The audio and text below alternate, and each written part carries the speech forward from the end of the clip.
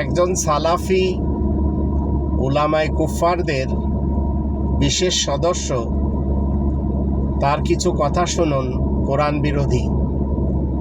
কোরআনের একটি সন্ত্রাসী আয়াত, যে আয়াতটি আপনারা নাস্তিক ব্লগারদের মুখ থেকে শুনেছেন, আর শুনেছেন যারা ইসলামের সমালোচক। এতটাই ভয়ঙ্কর একটি আয়াত যে আয়াতটি একজন মুফতি বা মাওলানা বা মৌলবী তারাও তেলাওয়াত করতে ভয় পায় বা বলতে ভয় পায়, এমনই একটা সন্ত্রাসী আয়াত। আপনারা কি এই অবধি কোনো মুফতি বা মাওলানার মুখ থেকে কি শুনেছেন এই আয়াতটি? চলুন, যদি না শুনে থাকেন তাহলে আজকে শুনে নিন এই সন্ত্রাসী আয়াতটা।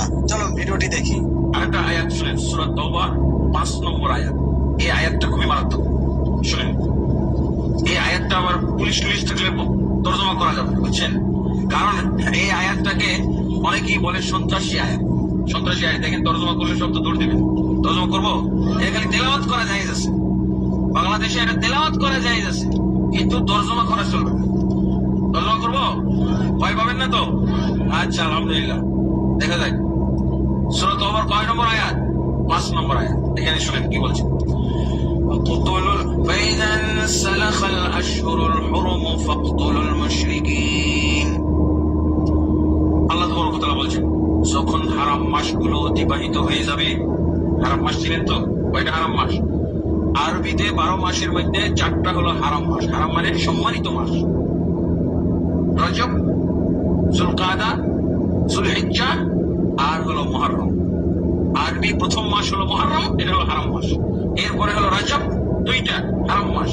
এরপরে যুলকাদা, যুলহিজ্জা, এই 4টা হলো হারাম মাস। আল্লাহ কি বলছেন রাসূল সাল্লাল্লাহু আলাইহি ওয়াসাল্লামের উপরে? সূরা তাওবা নাযিল করে 5 নম্বর আয়াতে কি নির্দেশ দিচ্ছেন শুনেন। হারাম মাসগুলো অতিবাহিত হয়ে গেলে ফাকতুলুল মুশরিকিন, আপনি আপনার মুমিন বাহিনী, মুমিন সম্প্রদায়কে অর্ডার দিয়ে দেন, তাদেরকে আদেশ দিয়ে দেন, তাদেরকে দায়িত্ব দিয়ে দেন। কি দায়িত্ব? ফাকতুলুল মুশরিকিন, মুশরিকদেরকে হত্যা করো যেখানেই পাও। এই গুন্ডা মৌলবী হারাম মাস সম্পর্কেও ধারণা রাখে না, এই আয়াতের অনুবাদও সে জানে না। সম্মানিত মাস 4টি, রমাদান, শাওয়াল, দিলকদ, দিলহজ। আর এখানে অংশীবাদী মুশরিকদেরকে যেখানে তোমরা পাবে, এই 4টি মাস পেরিয়ে গেলে তোমরা তাদেরকে কি করবে? আয়াতের মাধ্যম দিয়ে অপমান করবে। আর এই মুশরিকিন কারা?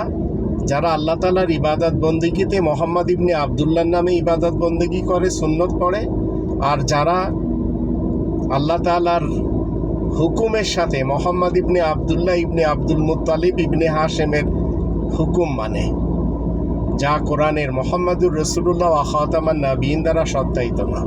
তো এই গুন্ডা মৌলবীদের থেকে নিজেদেরকে দূরে রাখুন।